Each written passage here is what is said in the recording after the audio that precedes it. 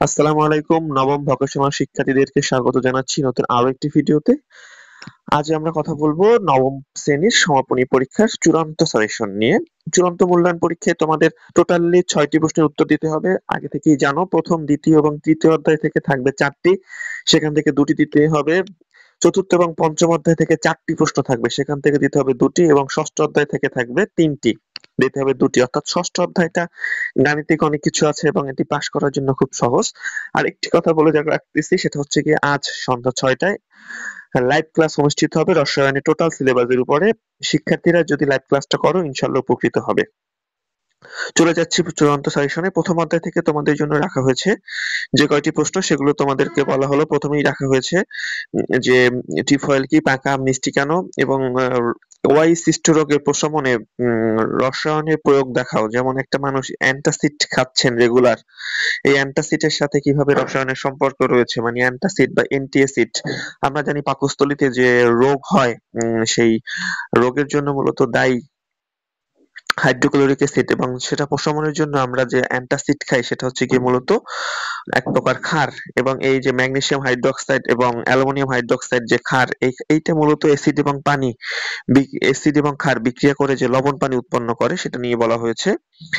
এরপরে ইসের বি পদার্থের মাত্রাতিরিক্ত ব্যবহার পরিবেশের জন্য ক্ষতিকারক, অর্থাৎ কীটনাশকের মাত্রাতিরিক্ত ব্যবহার কিভাবে পরিবেশের জন্য ক্ষতির কারণ হয়ে দাঁড়ায়, এটা নিয়ে কথা বলা হয়েছে। পরের যে প্রশ্নটা রাখা হয়েছে তোমাদের জন্য, সেটা হচ্ছে গিয়ে উদ্দীপকের উল্লেখিত শাখাটির ব্যাপক বিস্তৃতি ব্যাপক, অর্থাৎ রসায়নের যে বিজ্ঞানের যে শাখাটি, রসায়নের যে বিস্তৃতি নিয়ে আলোচনা করা হয়েছে।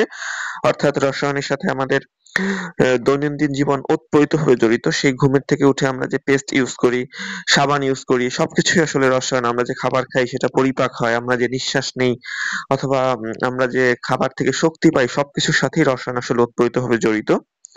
এরপরে আছে বিজ্ঞানের বিভিন্ন শাখার সাথে যে রসায়নের সম্পর্ক, বিশেষ করে রসায়ন, জীববিজ্ঞান, পদার্থবিজ্ঞান, এই ধরনের শাখার সাথে রসায়নের সম্পর্ক নিয়ে তোমাকে প্রশ্ন দেওয়া হয়েছে। এই অধ্যায়ের সবথেকে ইম্পর্টেন্ট যে প্রশ্ন, সেটা হচ্ছে গিয়ে আগুনের শিখা এবং একটা বৃত্তের উপরে আগুনের শিখা। এই দুইটি জিনিস বলতে আমরা আসলে স্পেশালি কি বুঝি?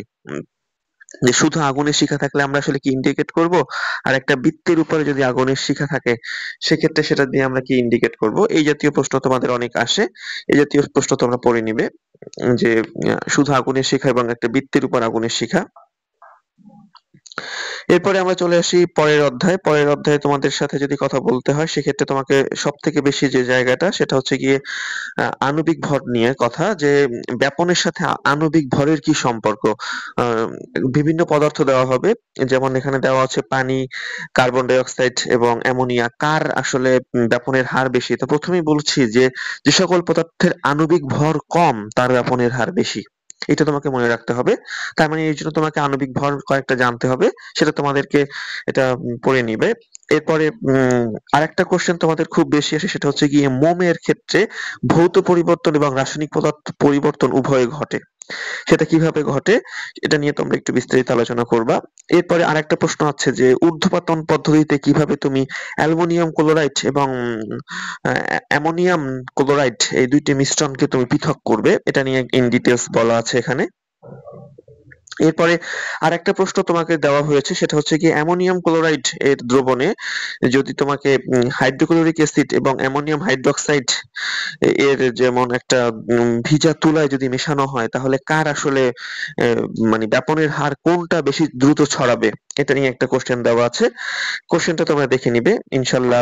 এই অধ্যায় থেকে আর কোনো অতিরিক্ত কোশ্চেন রাখিনি। এরপরে চলে আসো তৃতীয় অধ্যায়।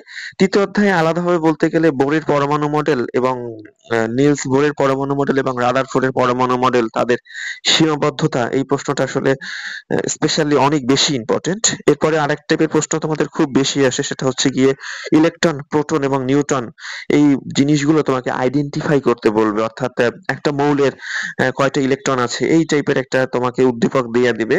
যেমন এল উপরে 27 নিচে 13, বা উপরে 35 নিচে 17। আবার অনেক সময় ডান হাতে ডান পাশে একটা প্লাস মাইনাস দিয়েও সংখ্যা দেয়, এই যে এক্স এর 39 19, এরকম এই টাইপের কিছু প্রশ্ন তোমাকে দিয়ে দেবে, এবং সেখান থেকে ইলেকট্রন, প্রোটন এবং নিউট্রন, এই জিনিসগুলো তোমাকে ফাইন্ড আউট করতে হবে। এরপরে আসো যে বোরের পরমাণু মডেল থেকে কিভাবে আমরা বর্ণালীর যে ইসের আলোক বর্ণালীর যে উৎস আছে এটা ব্যাখ্যা করতে পারি, এটাও তোমরা পড়বা। এরপরে যৌগের যে বিভিন্ন রকমের যৌগের সম্প্রসারণ নিয়ে একটা প্রশ্ন আসে যে পরমাণুর সম্প্রসারণ কোনটা দিয়ে ব্যাখ্যা করা যায়, অর্থাৎ স্থিতিশীলতা, পরমাণুর স্থিতিশীলতা রক্ষায় যে কোন মডেলটা বেশি উপযোগী। ডেফিনেটলি সেটা হচ্ছে গিয়ে বোরের পরমাণু মডেল, ওটাই বেশি উপযোগী। এরপরে আমরা যদি পরের অধ্যায়ে চলে আসি, পরের অধ্যায়ে আমাদের স্পেশালি বলতে গেলে পরের অধ্যায়ে আমাদেরকে যে আধুনিক পদার্থবিজ্ঞানী ডাল্টনের যে মতবাদ নিলস বোরের পরমাণু মডেলের ব্যাখ্যা, এটা তোমরা পড়ে নিবে। ও আচ্ছা, আরেকটা কোশ্চেন খুব বেশি ইম্পর্টেন্ট, সেটা হচ্ছে গিয়ে ইলেকট্রন সমূহ 3 অরবিটালে না গিয়ে 4 অরবিটালে কেন যায়, অর্থাৎ আমরা আউবাউ নীতি অনুযায়ী যে আমরা জানি যে কম অরবিটালে আগে প্রবেশ করে এবং এর জন্যই মূলত এইটা ঘটনাটা ঘটে। এটা নিয়ে একটা প্রশ্ন আছে, সেটা পড়বে। আমরা পরের অধ্যায়ে চলে আসলাম। পরের অধ্যায়টা আসলে অনেক বেশি ইম্পর্টেন্ট এবং পরমাণুর এই অধ্যায়ে সব থেকে বেশি ইম্পর্টেন্ট যে তোমার পর্যায় সারণীতে কোনো একটা মৌল বলে ওই মৌলটার অবস্থানটা কোথায়, এইটা নিয়ে তোমাকে কোশ্চেন আসে সব থেকে বেশি। এবং আরেকটা কোশ্চেন আসে যে এই পরমাণুর আকারের একটা ক্রম করো, তার মানে যে মৌলগুলো আছে এর ভিতর কোন পরমাণুটি আকারে বড় এবং কোন পরমাণুটি আকারে ছোট। এছাড়া এই অধ্যায়ে আরেকটা প্রশ্ন আছে আয়নিক শক্তির মান, মানে কোন বস্তুর আয়নিক শক্তির মান বেশি। সচরাচর ইলেকট্রন যার বেশি তার আয়নিক শক্তি বেশি, ইলেকট্রন যার বেশি তার আকার কম। আমি আবার একটু বলছি, ইলেকট্রন যার বেশি তার শক্তি বেশি, আর ইলেকট্রন যার বেশি তার আকার সচরাচর কম যদি একই পর্যায়ে থাকে। যদি পর্যায় ভিন্ন হয় তাহলে তার আকার বড় হয়। এই সম্পর্কে আমি আবারও বলতেছি, আজকে সন্ধ্যা 6টায় ইনশাল্লাহ মাগরিবের পরে তোমাদের নিয়ে 1 ঘন্টার একটা লাইভ ক্লাস থাকবে। তোমরা আশা করি জয়েন করবে সবাই, তাহলে উপকৃত হবে। এরপরে আসো আমরা এরপরে তোমাকে আরো কিছু কোশ্চেনের কথা বলতেই হয়, যেমন বি পরমাণুর পরমাণু এবং আয়নের যে আকারের ভিন্নতা, অর্থাৎ পরমাণু এবং আয়ন এর ভিতর মূল পার্থক্য হচ্ছে ইলেকট্রন। অর্থাৎ পরমাণুর সাথে যদি একটা ইলেকট্রন আমরা ত্যাগ করাই অথবা যুক্ত করে দেই তখন যে অবস্থাটা সৃষ্টি হয় সেটাই হচ্ছে গিয়ে আয়ন। এরপরে সবথেকে বেশি ইম্পর্টেন্ট আবারও বলতেছি, সেই ওই যে আকারের ক্রম করা এবং পরমাণুতে অবস্থান নির্ণয় করা, এগুলোই তোমরা বেশি বেশি করে বারবার দেখবে। বিশেষ করে তোমাদের যে চার্ট আছে সেই চার্টের 1 থেকে 20 পর্যন্ত যে বা 20 বা 25 না 29 পর্যন্ত, যে 30 পর্যন্ত যে মৌলগুলো আছে, ব্যতিক্রম আছে 24 এবং 26, 21, এইগুলো একটু ভালো করে দেখবে, তাহলে ইনশাল্লাহ পেরে যাবে। পঞ্চম অধ্যায়ে চলে আসো। পঞ্চম অধ্যায়ে তোমাদের এই যে দ্রবণীয়তা, অর্থাৎ একটা বস্তু কিভাবে পানিতে দ্রবণীয় হয়, সে বিদ্যুৎ পরিবহন করে কি করে না, এই টাইপের যে প্রশ্নগুলো আছে, দ্রবীভূত হলে কিভাবে, এই পোলার যৌগ কেন হয়, এরপরে এই টাইপের প্রশ্ন তুমি অবশ্যই ডেফিনেটলি করবে। এরপরে অষ্টক নিয়মের যে সম্প্রসারণ ঘটে, বিশেষ করে অর্থাৎ তৃতীয় পর্যায়ে যে সকল মৌল আছে, যেমন ফসফরাসের পর সালফার, এরা অনেক সময় দেখা যাচ্ছে শেষ কক্ষপথে 8টা ইলেকট্রনের জায়গায় 10টাও নেয়, অনেক সময় 12টা পর্যন্ত নেয়। এই নিয়মটাকে বলা হয় অষ্টক সম্প্রসারণ নিয়ম। এই নিয়ে প্রশ্ন আসতে পারে, তোমরা সেই জিনিসটা পড়বা। আবার এই জিনিসটা একটু দেখো, পানির অণু কিভাবে সোডিয়াম ক্লোরাইড কিভাবে দ্রবণীয় হয় পানিতে, এই যে ডেল্টা দিয়ে মূলত বুঝিয়ে দেওয়া হয়েছে। এরপরে তোমার এখান থেকে পানিতে দ্রবীভূত হয় না, আগেও বলেছি এটা মূলত ডিপেন্ড করে যে কয়টা মুক্ত ইলেকট্রন রয়েছে কিরকম এবং পোলার যৌগ কিনা, এর উপর ডিপেন্ড করে, অর্থাৎ কতটুকু পোলার যৌগ রয়েছে, অর্থাৎ ডেল্টা এইচ প্লাস এবং ডেল্টা এইচ মাইনাস থাকে কিনা। এরপরে আসো তোমাকে আরো যে প্রশ্নগুলো পড়তে হবে সেটা হচ্ছে কি, একটা মৌল কিভাবে স্থিতিশীলতা লাভ করে। আমরা জানি যে অনেক সময় যার শেষ কক্ষপথে ইলেকট্রন থাকে 1 2 3, সেই ইলেকট্রন দান করে স্থিতিশীলতা অর্জন করার চেষ্টা করে। এরপরে আসো তোমাদের জন্য আমরা সাজিয়েছি সর্বশেষ যে অধ্যায়টা, সর্বশেষ অধ্যায়টায় আমরা চলে যাব। ষষ্ঠ অধ্যায়। ষষ্ঠ অধ্যায় থেকে কিন্তু জানো 3টা প্রশ্ন থাকবে, 2টো প্রশ্নের উত্তর দিতে হবে এবং এই 2টা প্রশ্নের মার্কস থাকবে 10। তোমাদের একমাত্র এই একটা অধ্যায় আছে যে অধ্যায় থেকে তোমাদের জন্য 10 মার্কস রাখা হয়েছে।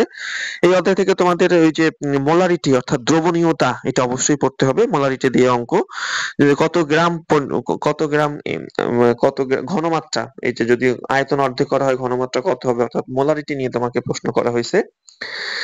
এরপরে আরেকটা প্রশ্ন করা হয়েছে যে কত গ্রাম দ্রব্য আছে, অর্থাৎ এম এর মান নির্ণয় করতে বলছে। একটা সূত্র আছে, সেই সূত্র দিয়ে তোমরা চাইলে সব অঙ্কই সলভ করতে পারবে। এরপরে আসো, তোমাকে আরো যে কথাগুলো বলবো সেটা হচ্ছে গিয়ে এই অধ্যায়ের সব থেকে ইম্পর্টেন্ট যে জায়গা সেটা হচ্ছে গিয়ে দ্রবণীয়তা এবং একটা বস্তুর আণবিক ভর, স্থূল সংকেত এবং আণবিক সংকেত নির্ণয়। এই যে দ্রবণীয়তা এবং স্থূল সংকেত, আণবিক সংকেত নির্ণয়, এই টাইপের অঙ্ক ডেফিনেটলি অনেক অনেক বেশি ইম্পর্টেন্ট। যদি তুমি স্থূল সংকেত, আণবিক সংকেত নির্ণয় করতে চাও, সেক্ষেত্রে তোমাকে শতকরা সংযুক্তি সম্পর্কে জানতে হবে, তাই শতকরা সংযুক্তির অঙ্কগুলোও করবে। এই আমি কতগুলো অঙ্ক তোমাদের জন্য সাজিয়ে রেখেছি, বিভিন্ন জায়গা, বিভিন্ন বোর্ডের অঙ্কগুলো ইম্পর্টেন্ট এর বেসে আমি এভাবে তোমাদের জন্য রেখেছি। এরপরও যদি তোমাদের কোনো অসুবিধা থাকে